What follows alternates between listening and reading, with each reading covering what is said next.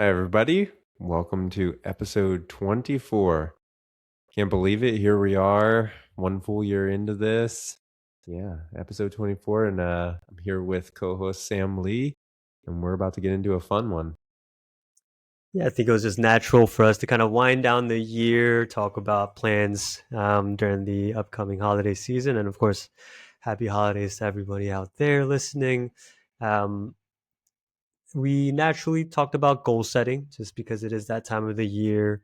But I thought it was an interesting conversation just to talk about how it's not just the setting of the goals, um, but really putting in those steps, getting closer to those goals. And I think Shane had a wonderful way of putting it together, where like you're kind of filling up this jar with a big stone, the medium, the small, filling up with sand and water, however that translates to you in terms of what those goals or those steps really mean. That's ultimately for you guys to decide, but was a really fun segment for us to share where we're at with setting goals for the upcoming year. And as we always do, I think AI naturally always flows into our conversation, but I'd say a big piece of today's conversation was around operational efficiency and how not only knowing the technology, but how to use it for specific areas of not only your business, but maybe the job that you're working on. Um, it's such a huge unlock.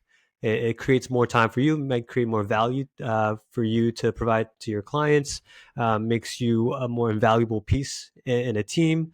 And we kind of wrap this whole conversation up just talking about what it means to be at the apex of your role, whether you are a business owner or an employee.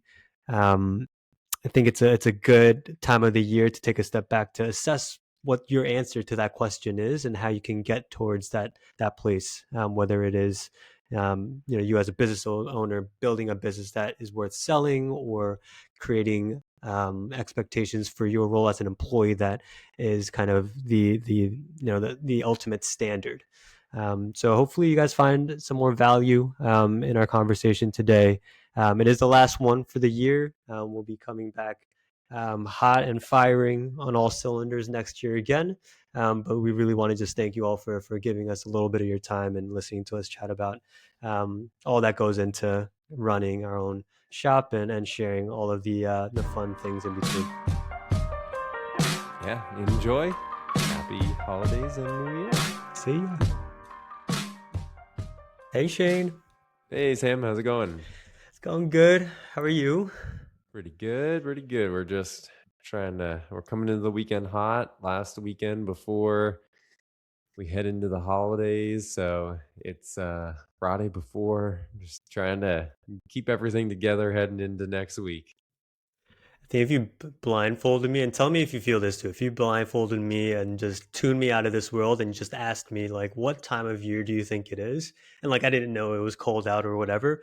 Just by the way that I'm feeling, like mentally and physically, it just feels like the end of the year. Like, we need a couple of days just to recuperate and do a retrospect of the year. Not sure if you felt like that. How are you feeling as Oh man, yeah, yeah, the year's coming definitely to an feeling end? the same way. It's such a dichotomy, I would say, because in a lot of the programs for coaching and business development that I'm in, these next 2 3 weeks are really a critical piece where there's a lot of people taking some time. I mean, for me, most of the clients and the Fortune 500s and all the bigger companies are, most folks are off for the next 2 weeks, so we won't see anybody probably till January 5th. um and so that really gives a 2 week period where there'll be some rest, but it's also a good time to get ahead of everybody else and like keep carrying that momentum through from 2025 and beyond. So for those that are kind of in there, either owning their own business, entrepreneurship, or they just like to grind over the holidays when it's nice and quiet. I always like that when I was at my previous jobs, it was like this is a really nice time of year to just get stuff done and not be interrupted. So love that. And then, for us, we also sprinkle in the upcoming holiday and some days off and time with the family to really center and ground us. But we'll be doing Mary and I'll be talking and getting our 2026 calendar ready to go, our planning, all that stuff. So, yeah, it's a kind of interesting time of like slowing down to speed up. I'm with you, man. And yeah, are you guys doing anything for the holidays? Do you guys typically go visit family? What do you guys usually do around Christmas time? So yeah, usually this will probably is probably going to change in the future, but usually we'll see family on Christmas Eve. We have Christmas Day here at the house. With I have one younger brother, so he'll come up with his family. We all get together, and then my parents are usually in town. So it's a really nice, just good, solid family time around the holidays, and Nice. we'll do some stuff around the house, take the time when I'm off, get some of those punch list items that are on the house that I want to get done, at least the indoor stuff right now. So just stuff like that. And we'll go out. We'll probably go bowling and we might hit up Top Golf and stuff like that just to kind of do some fun activities, things that we can do in the winter time. But yeah, Mary and I have been like talking about this, and I remember last year as our kids are getting a little bit older now, I love the I love the concept of a traditional Christmas at home with the tree and the presents and coming down and all that fun stuff. But at the same time, we've been talking a lot about getting away in December at some point to go somewhere warmer and get some sunshine. And it really hit us since Thanksgiving. We were Unfortunately, this year we were sick. The girls got sick right before Thanksgiving, so we squashed Thanksgiving plans, and then this week, our oldest came home with the flu on Tuesday, so we're Oh all, no. down and out this week, and so we were just thinking like, "Man, we really need in December to have, like, some type of sunny, warm reset just to get our bodies and immune systems set up for winter time." So, in the future, we may incorporate some type of warmer weather travel either before or after the holidays because yeah, especially with as cold and snowy as it was there for a while and earlier this month, it just made it for a grind for sure.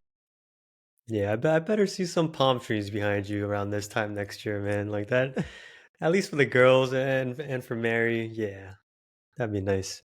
Yeah. Yeah, and it's just something that we've talked about for a while now, and it's becomes more and more feasible as the girls get older. Mm, It The traveling and all of the stuff that we need, it just gets a little bit easier each year and a little bit more manageable. Early on with young kids, it can definitely be challenging because you have so much stuff and you're kind of just taking whatever it is that you do at home somewhere else and it makes it more challenging. But they're to the point now where they can go on the airplane, they can go to sleep in different beds and things like that. So it's definitely going to be easier for us going forward. But I think having that little break and reset will be nice, good for the mind and the soul and the definitely, body. definitely. Well, hopefully she feels a lot better soon, and is still able to enjoy the holiday season. Man, but what you said before, just when you said slow down to speed up, um, I think that's what the next couple of weeks are really about, both on the professional and the personal side of things. So I'm certainly looking forward to that. A lot of family time as well. Um, so yeah, where do you want to take this? As usually is our conversation, we don't really plan or script anything. Have you started? I'll start here. Have you started planning 2026 for Obnova? Have you and Mary done a lot of like sit downs and putting pen to paper, that type of stuff when it comes to next year plans and goals? So we have been talking about it and we haven't formalized it. I'm pretty excited though. Oh, it's just a little bit out of reach. You might have seen it advertised, but it's called the Big A hashtag calendar. They went hard on the marketing this year, and so we got one of those because it's interesting and one of those things where you're like you kind of kick yourself because for the longest time, this is I can remember probably a decade ago. I was like, man, I just wish I could have one calendar where I could see everything on it for the whole year. But the part that I was missing at the time was I was always like, trying to do it in an Excel file or trying to do it in a Word or on an 8.5 by 11 or 11 by 17 piece of paper. But the part that I didn't think of back then that would have kind of connected the dots was just making it like a poster board size and then getting it printed and like kind of Mm. this laminated feel to it so that way you could write on it with a Sharpie or like a dry erase pen or put post-it notes on it. So when that came out, I was like, "Ah, yeah, I've been looking for this for a long time." So I'm excited because we'll have a little bit of help here, so we can take an afternoon and set it up, and then you put like the little sticky notes on it for and block off what you want to do, milestones, and then vacations and stuff. So we'll use for everybody who's listening, if you're like kind of looking for a framework of how to plan, there's a couple different ones out there that I like. If you get the book "Buy Back Your Time" by Dan Martell, at the very end, he has a whole module on goal setting and planning, and we use kind of a hybrid of that. But the one that probably more closely resembles what we end up doing is there's another book called "Traction" by Gino Wickman, and that's about this system called the Entrepreneurial Operating System. Really, really great book just because it gives you a framework for how to organize and set up all the systems in your business. And one part of that is a goal setting and planning ritual and system. And the piece that we take from that for our personal side, and I guess for the business, is really looking at it as like the big rocks. So for the year, we'll probably have as a family, we'll probably have 3 rocks. Individually, we'll have 3 rocks, and then, for the business, we'll have 3 rocks, which rocks are like the big goals that you wanna go after and achieve, and then from there, then you put in, like medium what I call medium size, like stones almost, and if you think about this as like filling up a bucket, you put in the big rocks first, put in the medium sized or the big rocks, medium sized rocks, and then we'll put in the pebbles and then the sand. And then if you want the water to try, that's how you can really fit it all in. So we'll start with the big rocks. And for us, on the personal family side, that is consists of starting out with like vacations and or trips that we're going to take, because those are typically centered around us going to visit other family members or just perpetual vacations that we would go on as a family. So we kind of start there as far as blocking out the calendar. We'll work our way down after that to smaller trips that we might have, business trips, and then from like goals and I guess goal setting perspective, we'll kind of look at like the big 3 things that we each individually want to achieve and then what we want to do for the business. And yeah, so for the business on that side, we have our target for next year, and in that case, we're using another book called 10x is easier than 2x, and that one is really about taking whatever it is you're thinking about doing and or what you have kind of done as your historic baseline, picking the goal that's 10x that, so that way you're thinking more exponential as opposed to linear of like, oh, we're going to go. If you've ever been in corporate side or the Fortune 500 side, it's like, whatever growth, they might be looking at like some businesses, oh, 8%, 10% growth next year or whatever. Um, and even for us, like something that's doubling revenue is not really even what we're looking at. We're looking at 10 times what we did this year. So that way it it's a it's a little bit, I don't know how to describe it. It is a goal to go after.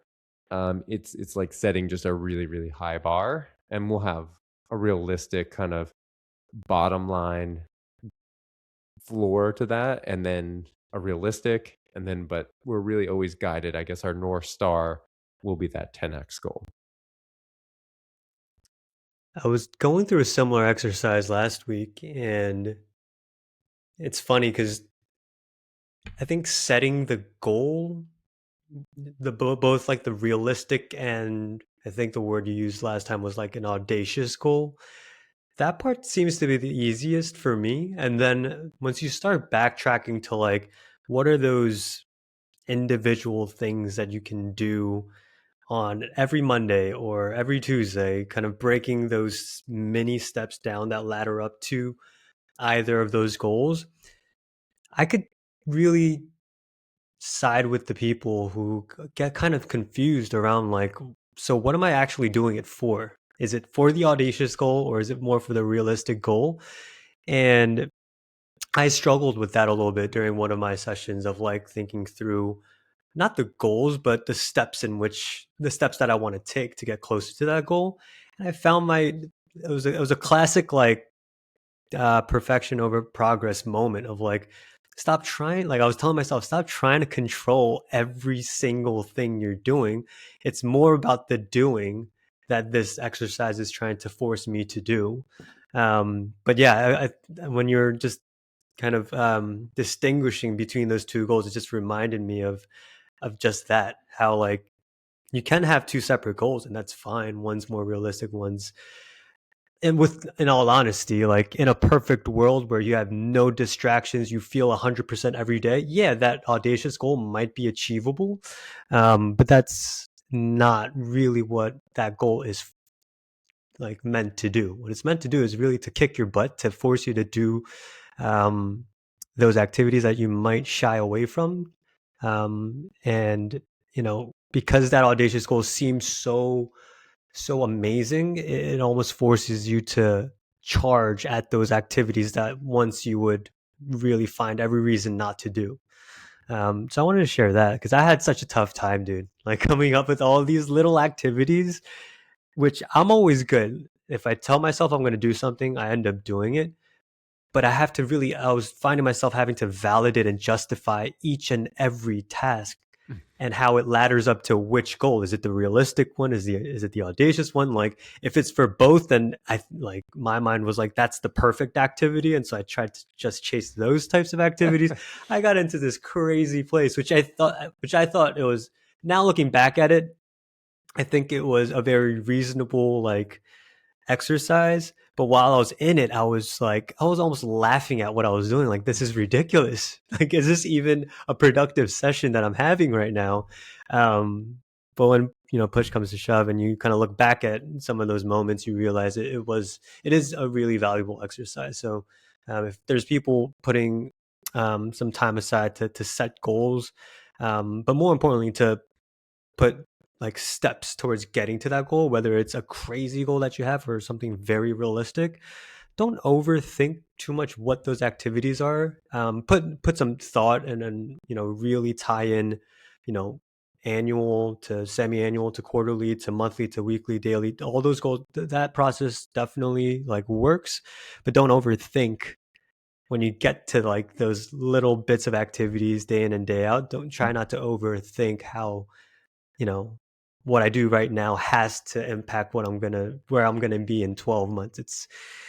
That's I don't think that's a healthy way to think about these mini milestones in your goal setting exercise. Yeah, definitely. And I think a lot of it is when you're, for those that are listening, I would say using a 10x perspective almost on it of like, okay, it's really you're running kind of like that thought experiment of if we were to look at taking what we did this in 2025 and then doing 10x that amount, what would that look like for us? And then using that almost as a, yeah, more of labeling that almost as like a audacious goal, or I'm trying to remember because I was just reading the chapter, one of the later chapters in 10x is easier than 2x, and there's this a distinction that ties in really well with what we're talking about here, where there is a horizon or an ideal of this grand vision that you have. And they talk about it, the way I can relate it is um, talking about it as if it's like the horizon. If you're have ever been like walking somewhere and you see like the horizon out in front of you. And then as you walk towards that horizon, it's going to keep, it just gets the same distance away. It just moves because that's just the nature of it, the physics of it. And how you judge your progress should be judged based upon the goals that you set, not the horizon or the ideal or the grand vision. And utilizing the 10x, they call it a goal or audacious goal, but using that almost as like this ideal or this horizon that you have way out there where it's like, that achieving that would be like just unbelievable to reach that. But let your frame of reference be based on going after that and then set your goals such that you would stack up over time to get there, but really make sure that you're measuring your progress against these more tangible, broken down goals. But I think if you were to like put it in a sequence, it would be like, okay, set your audacious goal, this really big, ideal, grand vision. That's the horizon that you're going after way out in front of you. And then from there, kind of back into like, okay, what steps and what intermediate goals do I need to have on a yearly, quarterly, monthly, weekly basis? And as long as you attack those daily tasks as if you're shooting for that bigger horizon, that audacious goal, then like achieving the actual realistic goals that you set, or I would almost call them more like benchmarks or waypoints because they're really just like indicators for you. It's like, okay, that's where you're measuring your progress against. And I guess a real world example would be like if you, on the fitness side, like for me, having a 10x goal, so running, what does that kind of look like? Okay, well, what that looked like a year ago was never having run any distance and then going to do a half marathon. Okay, so 13.1. And then this year, while not 10x, we went for this is just the way the marathon distances work out, but it's like, okay, this year, 26.2. But all along in the back of my mind, the audacious goal is really set at like 250 or more. And I don't really know like what that entails. I don't know how in the world each little step that I'm going to take over the next 5 to 10 years to get there. But I do have this vision and this internal desire to see how far I can go. And so kind of matching that 10x goal up of I know that there are races out there that are 250, 300, 400 miles. And so it's like, okay, that is out there. Other people do that. And so then that's something that's like a big long-term horizon for me. And each year I can do different things that will stack up to head towards that grander vision. It's almost like goals shouldn't be defined by just time frame. Like Yeah. when we think about goal setting, everyone's preconditioned to set 12-month goals, but it's encouraged to set goals beyond that as well.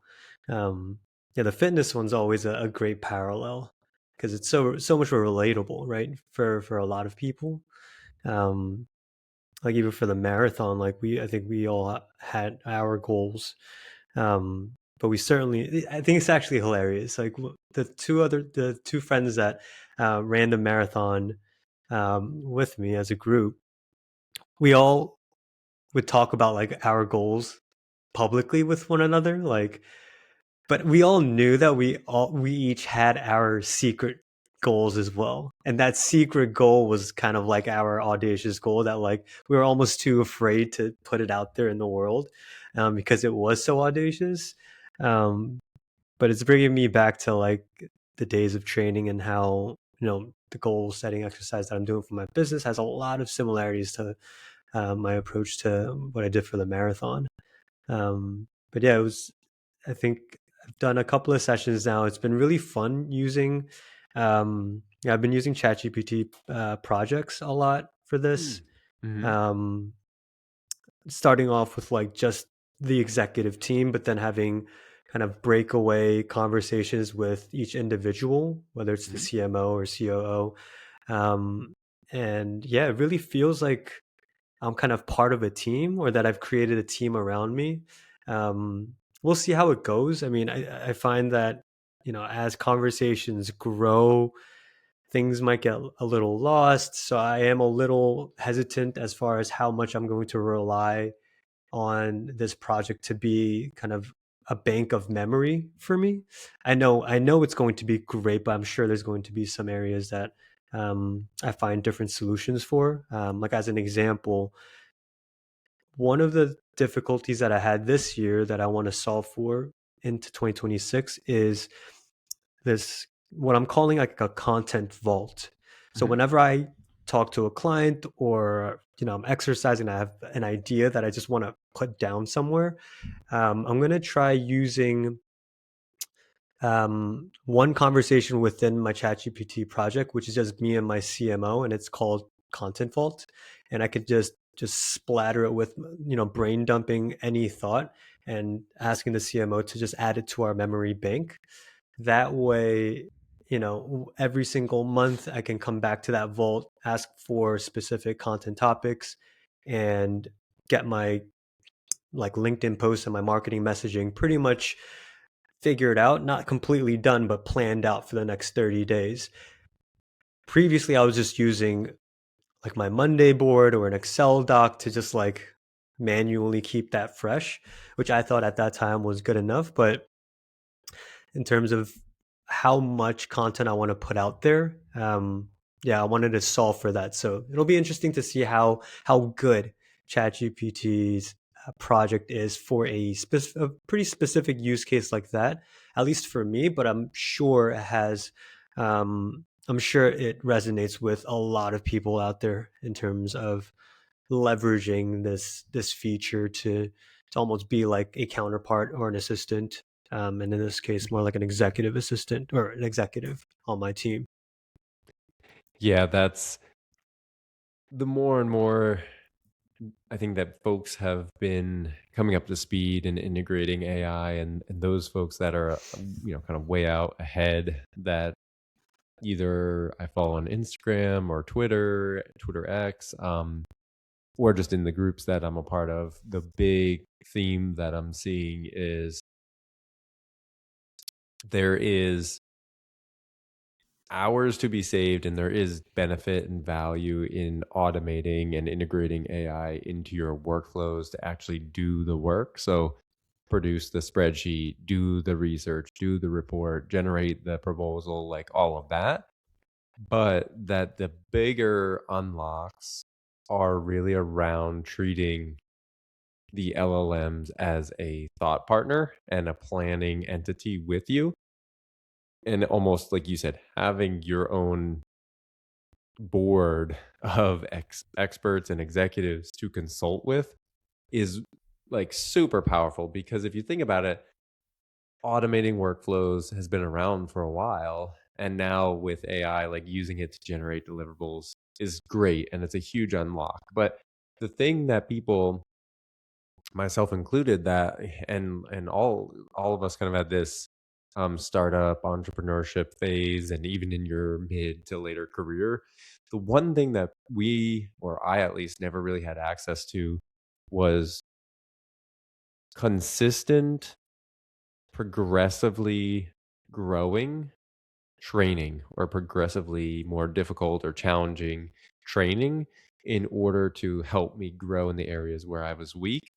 And now anybody, even with a free version of ChatGPT, can literally be coached by the best people in the world Mm. on any subject. So you don't really, if you have a weakness, you can attack that with creating your own coach in that area, and then getting that consultation and advice and guidance. And that is so powerful, because it just unlocks things that we would have never had access to before, because of honestly just like the financial barrier. Like some of the big people out there are like Ed Milet, a huge growth and development coach. Different people, Tony, even look at like Tony Robbins, like, an hour of their time may be For some of the smaller folks, like $10,000 an hour, up to other people are like, what is it, like $500,000 an hour or something like that. So, and that's the people who are at the very highest level. That's the people that they're hiring as their coach for like one session a month might be 500K. And like that's what they do. And these people are, enterprise value is $1 billion or more. And that's what it takes. But for us, for the other kind of 99% who are out there working and doing this, uh, having access to that amount of knowledge and expertise and coaching was like never accessible. And so the closest you could get was like YouTube content, right? Or reading their book. Like those were the two big things. And maybe you would like once every 5 years, you go to like a Tony Robbins seminar or something like that. But now you can literally make your own Tony Robbins GPT and 24/7 you could be talking to that thing, coaching you in whatever weak areas you have, guidance and all this like 24/7. So that just allows the people who are motivated, resourceful, and creative to now have even bigger unlocks than where we were at just even if you go back a year ago, or maybe 2 years ago. Like that was not really an option. And now that's something you could build in 30 minutes or less. And it's something that could literally change the course of your entire life, both from a financial or a spiritual perspective, 100%. Yeah. And you have to be pretty decent with like prompting, right? Like we've talked a lot about that, how to prompt well. Because garbage in is garbage out, regardless of how good the technology is. And yeah, you might know some prominent figures and you might be able to even prompt it well. Hey, you might even like add files of like PDFs that like summarize some of the books that they've written, or maybe you have an e-copy of it that you can upload. But look, I mean, what I'm starting to figure out is that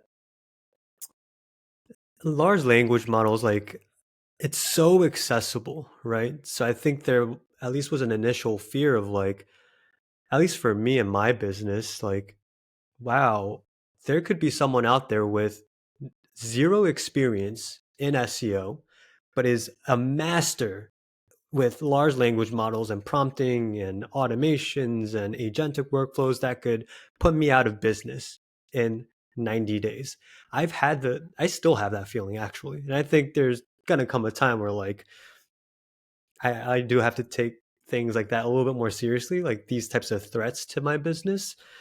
Um, what I'm coming to find as it is right now in today's kind of state of AI, you still have to be really like educated about not only the technology but the person that you're trying to create this GPT after. Just because I tell it to be a Gary Vaynerchuk, unless I'm having a fruitful conversation with that GPT, you can only expect so much from that GPT, right? Imagine you walking up to any of these professional development coaches with nothing to say and you're just not giving them any feedback, right? But the person is there. It's kind of a useless scenario. So yeah, that's what I'm coming to realize is it's not only acknowledging that, hey, you have this great technology, but you have to be able to use it and you have to be invested in why you're using it. It's not going to really motivate you. Like yes, it's ridiculously intelligent, but it's not a human. It can't motivate you. I mean, yeah, I guess you could like create some schedules so that every morning it kind of, I don't know, hits an emotional chord with you, like hey, calls you a name, or hits a spot that kind of hurts personally. But like even that, it's not going to motivate you to do something and kind of want to learn. It's only that the rest. I think the recipe is knowing the technology, knowing how to interact with it, and having like a thirst for wanting to get better in whatever you want to use the AI for. Yeah, I think that's the secret sauce.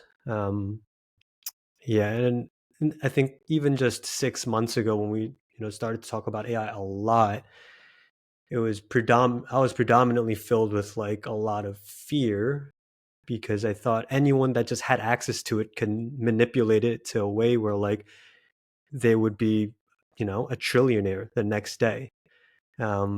but it's so much more nuanced than that. It's it's just an incredible piece of technology, but it in fact just magnifies who you are, if that makes Hmm. sense. Yeah. Oh man, I got so many thoughts. I would say the same thing. Like, yeah, it's a tool.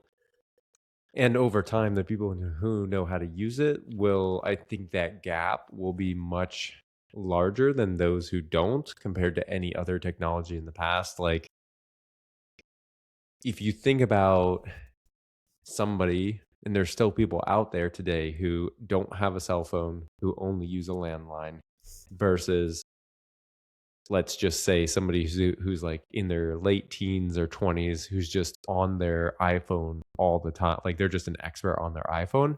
If you think about if you channeled that interfacing with the iPhone of like what you could do from an enterprise value perspective, you could do so much more. You literally have a top of the line camera, video, you have all of the different you can even code on your phone now. Like you can develop working code on your phone.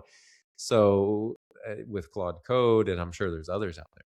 But like the enterprise value you could create with a phone versus somebody who's sitting there who's like, I'm not going to engage with this new technology because for whatever reason, I just don't believe in it. I don't want to. And that's totally fine if you don't want to. But for those of us that are motivated and you're trying to achieve more, and the way ultimately that you achieve more is by creating more value in the world, the person who's able to use the phone, the cell phone, the iPhone versus a landline, they're going to get from point A to point B a lot faster. Like 10, 100 times faster because they just know how to use a tool that is so capable and has so much functionality. And I kind of view AI the same way, where it's like you can work on your computer and do things the way you always did, but you're missing that like it's like 100 or 1,000. It might even end up being more 1,000x of what you can do with AI versus just baseline how you used to do work. And that's like a combination of productivity gains, better quality, all of this stuff. But the real big boost, the big 10x, 100,000x is using it again as that thought partner and consultant. But like you said, it's a tool and you have to be internally motivated, which we could talk separately about motivation, habit formation, all that. But if you are trying to achieve more and you're trying to go after your fulfilling your potential while you have this time here on earth, then using the tool that's going to get you there exponentially faster is definitely something you want to start considering. Because if Yeah. you don't, it's the gap is widening, and the people that have it and figure it out are going to uh, move that much further ahead and be that much further out than you are, and it's going to be hard to play catch up. Yeah. I want to say something to like all the SEOs out there. Because there is a lot of takeaways from what Shane just said, to what we as SEOs do. I think this will resonate a lot more to um, any SEO freelancers, especially SEO agency owners. Um, so some of the smaller agencies, I think this would be a lot more applicable to. Um, and I'm just sharing this truly from experience, like literally past 2 weeks. Um, I've been reading this book called Clockwork, and there's this idea around the 4 Ds. Um, and it's stands for doing, deciding, delegating, and then designing. And so the ultimate goal is for you as an SEO agency owner, SEO practitioner, leader of a team. It's for you to get away from doing all the work to getting away from deciding all those things that make a strategy come to life. Then you want to delegate, but at a certain point, you want to get away from delegating and getting to this point where you're just designing systems and having everyone take care of the rest of those D's for you. Um, I think if it was a year ago and I read this book, I would be completely lost in terms of how I get from doing the work to designing a system that allows someone to do it outside of just hiring someone to do the work, right?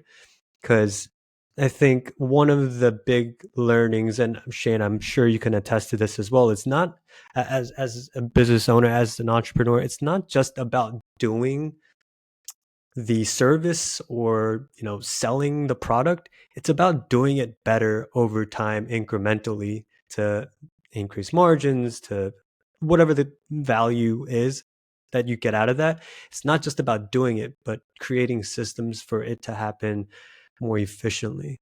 And the past couple of weeks, Mary and I, the consultant on my team, we were talking a lot about some of the bottlenecks in our systems and some of our standard operating procedures, and we found one that always just takes away so much of our time and our mental energy. And it's not even, and it was to the point where, like, right before we even started the exercise, we were like defeated because we knew what we were about to get into.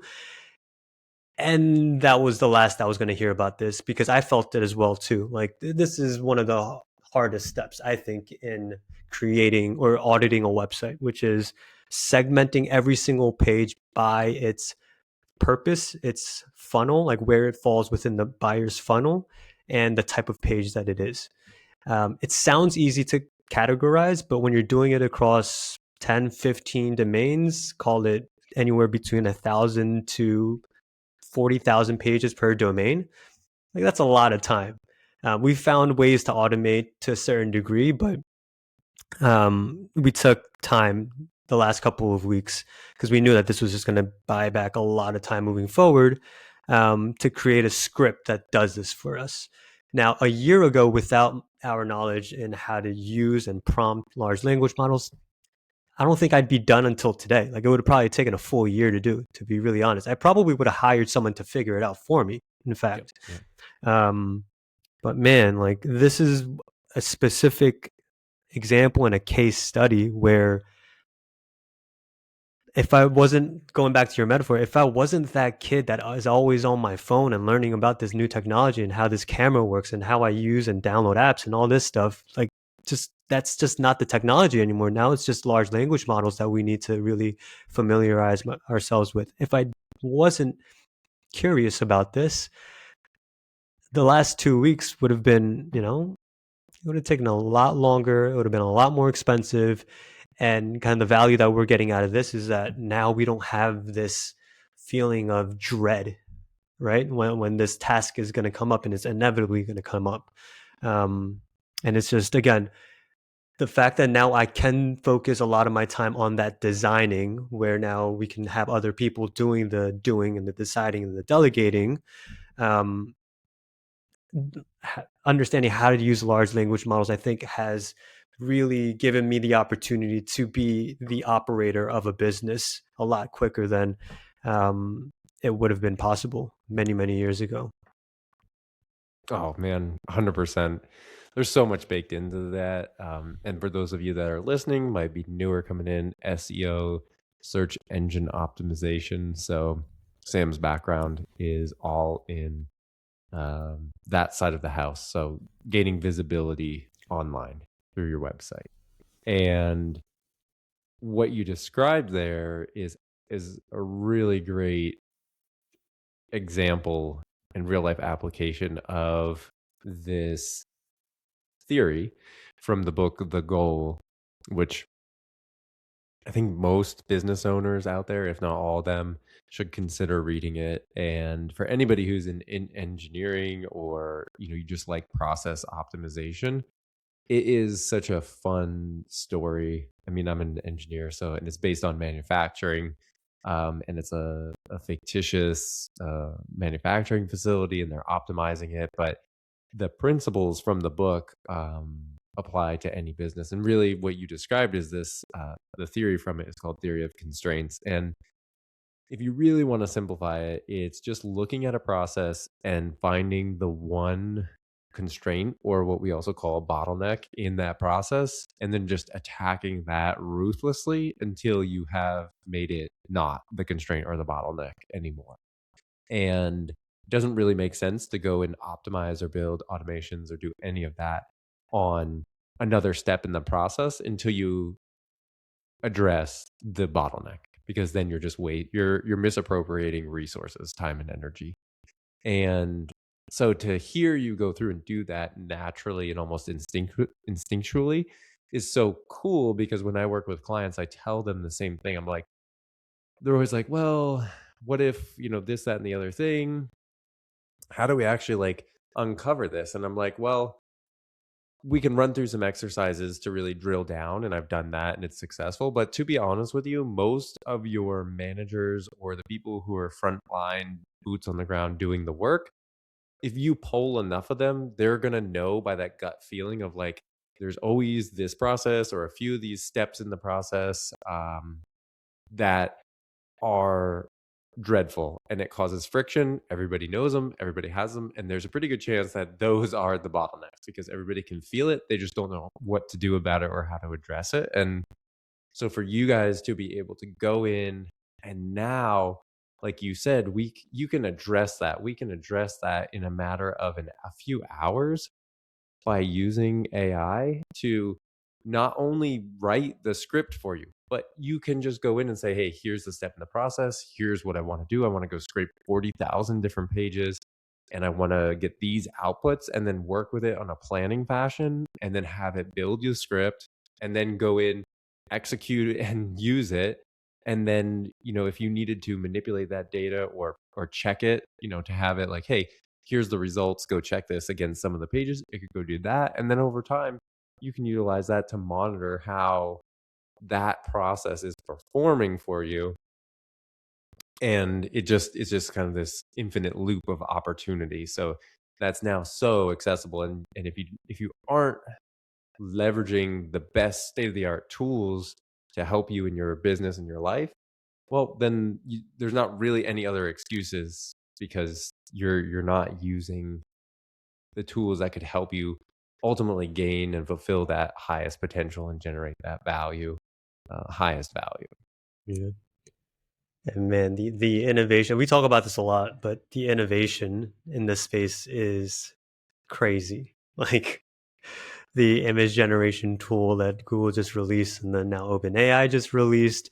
You've got you could just got me thinking about how I could probably feed what I created into um, Google's AI Studio now, where you can actually create apps just through vibe coding, which is insane. There's already like apps out there, but when I feel like when Google releases something, you always got to keep an eye out because it always looks so much more buttoned up for some reason.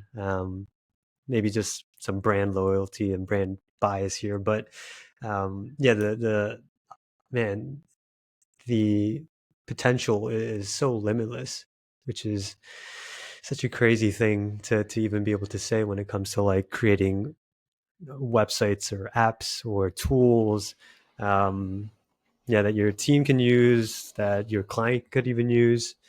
Um, yeah, it's just when you're in this frame of mind, it really you almost have to dial it back and say, let's just focus on one thing at a time because your mind can start really, really running on the possibilities.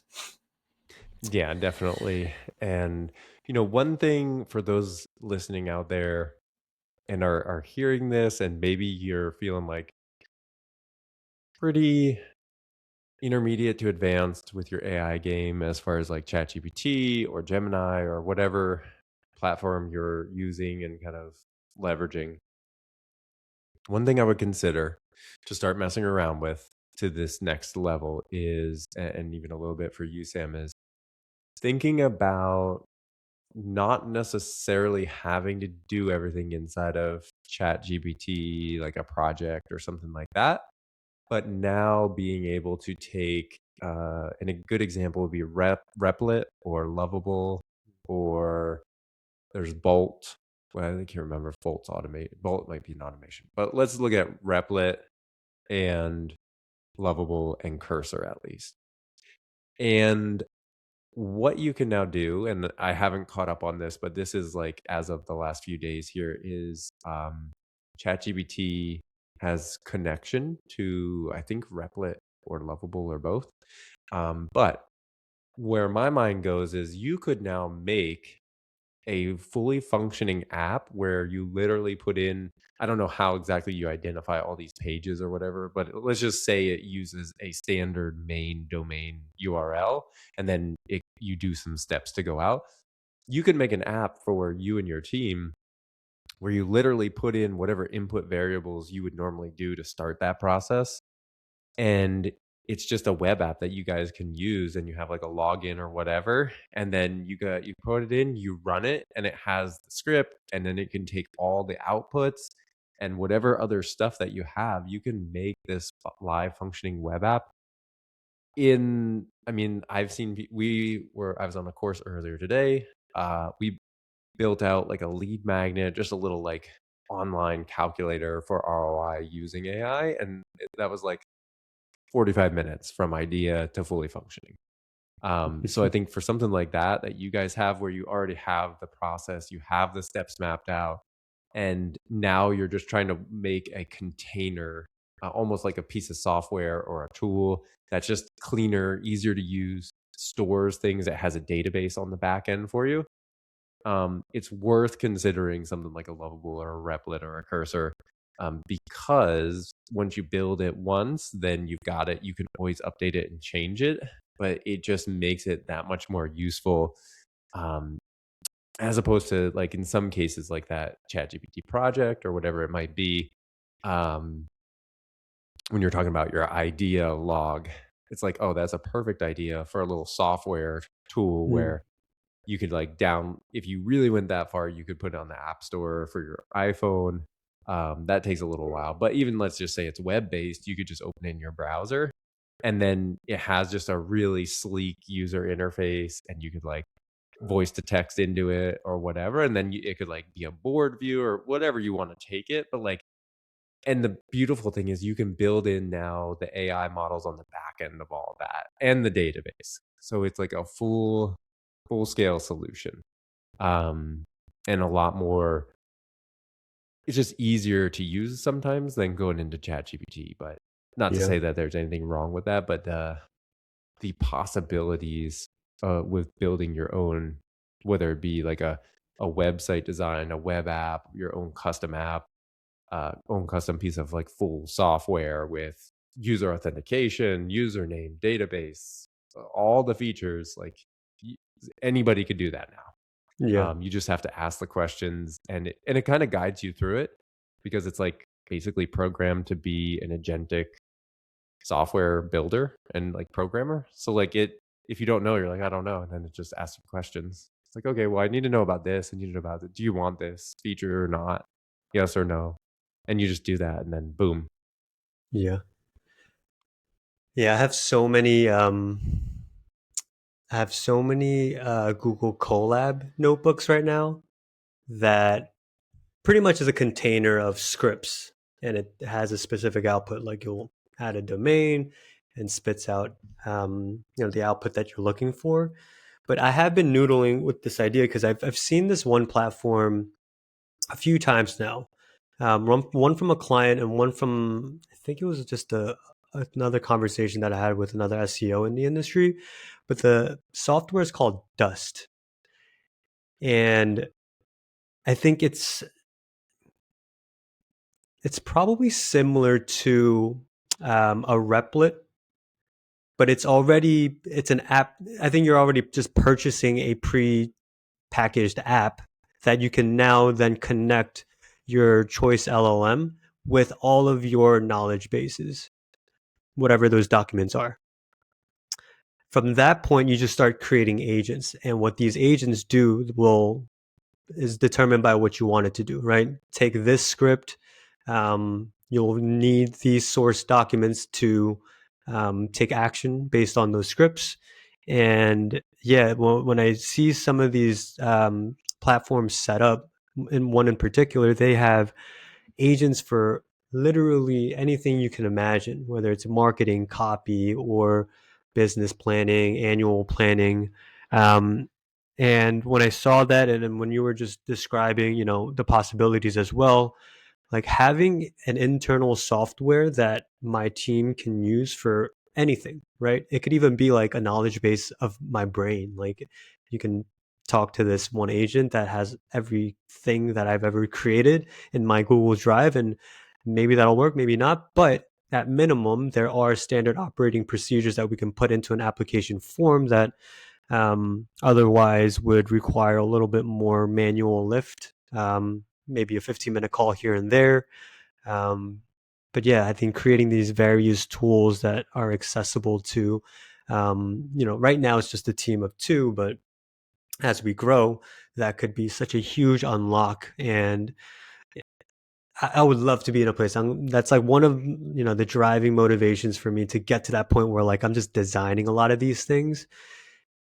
I can see that being such a great way for an SEO agency to operate at its peak, kind of, um, yeah, at its peak, really, where you're really minimizing the time spent on what previously you thought required just data manipulation and putting decks together and whatnot, to just really isolating the time that you have for things that can't really be replaced by an app or a large language model. So, point taken, man. I really want to get to that place. It's not the end goal, but certainly I think a really big milestone to achieve where you are now designing not just systems, but these, I don't know, systems 2.0, like just straight up applications and softwares, like you said, tools. I think you can name it however you want, but it's really um, an autonomous way for your employees, your subcontractors, to get the output that they need, to do their job much, much more effectively and seamlessly. Like that's the dream right there. Yeah, and you described it perfectly. And I would say for those that are out there, I wouldn't get overwhelmed by it because I was there not too long ago where it's like, oh, and I know Sam had the same thing where it's like agents this, agents that, orchestration, multi-agent orchestration, and then, somebody's gonna spin up a company, it's gonna take over. It's like, yes, but that person has to be an expert in your field and they have to understand systems and they have to understand how to actually build a business and market it. Like there's certain things that you have to do that, yes, AI can help do all of that, but you still have to pull all of it together. And ultimately, you have to kind of be the driving force behind it. So don't get overwhelmed, and you can take a step back and just start at the basics of like you were saying. You run a systematic process. So that's like the first thing is like, okay, get organized enough to make it a systematic process or multiple processes, workflows that you understand, are documented, and are repeatable. And if anybody's looking for a great book on like how to get just to that point, like forget about AI, forget about automation, in even in some ways, forget about technology for a second. Really great book for that one is called The E Myth, and that's by I think Michael Gerber. And if you go to the E Myth, it's E dash myth, and the whole concept there is that if you can systematize a business, there's a few things that happen. One is it makes it a really attractive business to be able to sell because anybody can come in, take over ownership of the business, and the business still runs and makes money. It creates something valuable into the market, and the market is willing to pay for it. And it does that on repeat, nonstop, without any intervention from the owner. Like that is for me as an entrepreneur and a small business owner and anybody else out there, even if you're in your own job, it's a good way to, if you're in a distinct role, it's a really good way to think about like the apex of being in that role is if you can get to a point where you have systems set up such that you wouldn't even need to be involved or you could have other people doing those steps, all the different steps in there for you, and you could go on vacation for 2 or 3 months and nothing would happen, everything, maybe the business would even grow, then that is kind of the ideal end game. And it all starts with just coming up with systematized processes, workflows, and getting to that base level.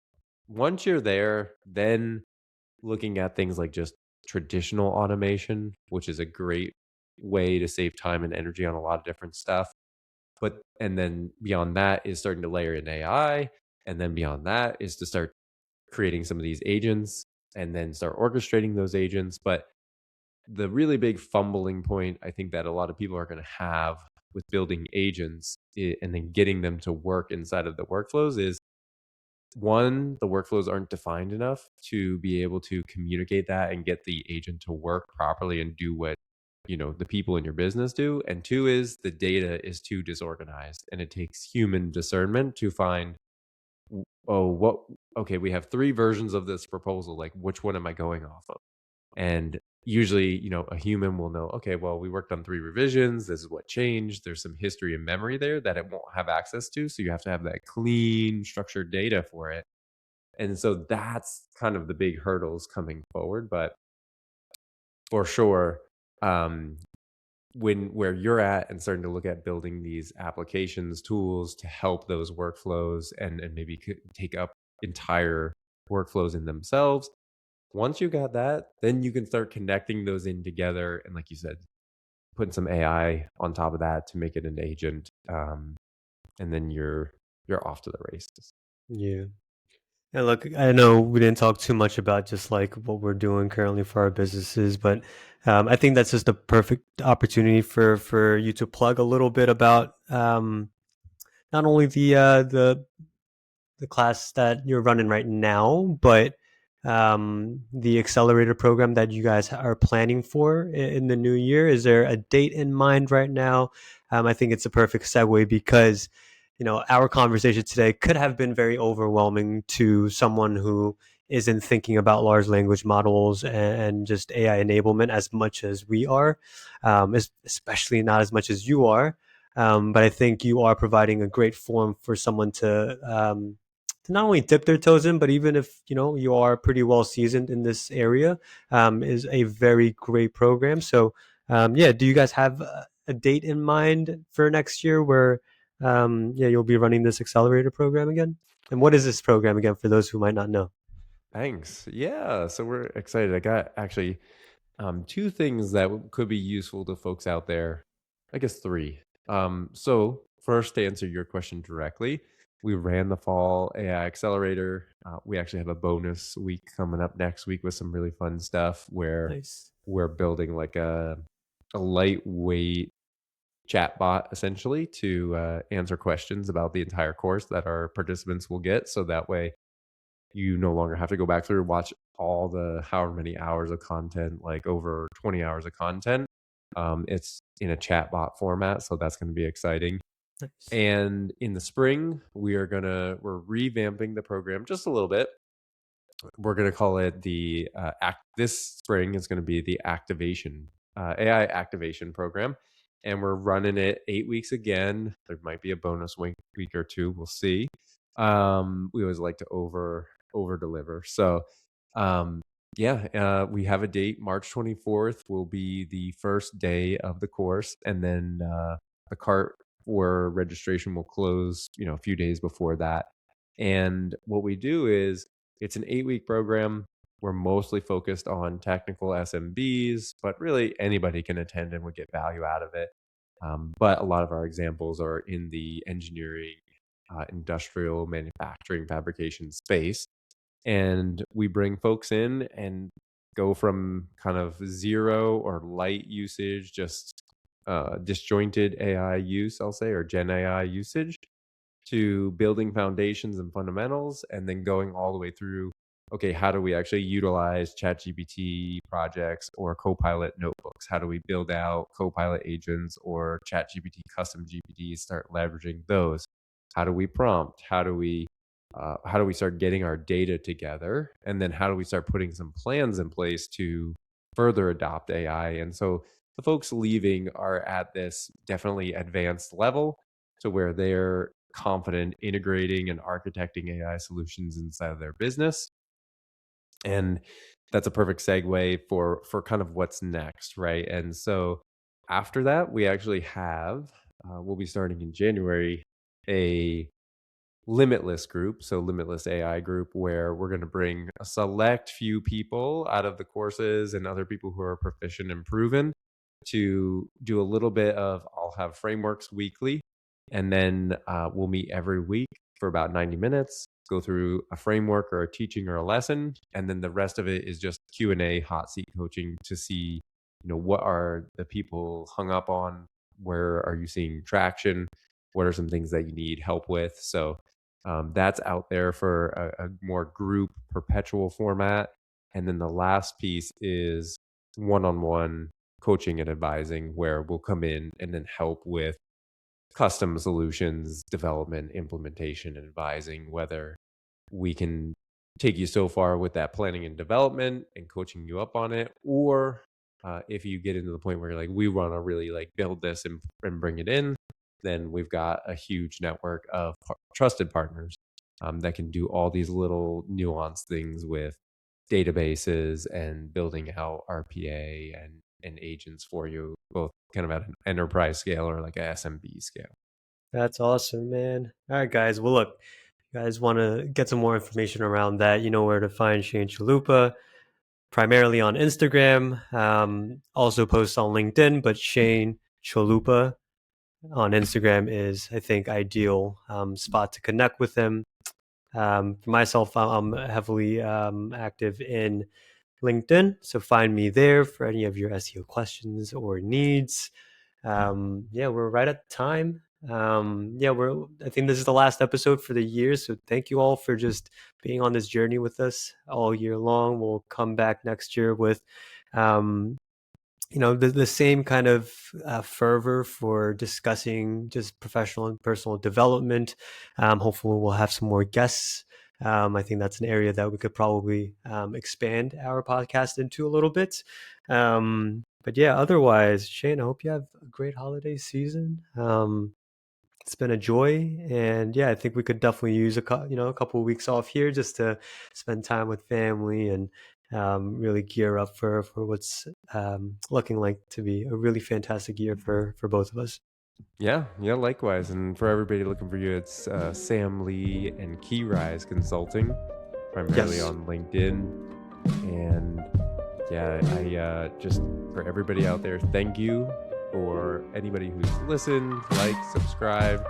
We're really just grateful to have this opportunity and share what we have going on. Hopefully help some folks out there, and a great way to wrap up this 2025 heading into the holidays and the new year. And we will catch you on the flip side in 2026. Peace.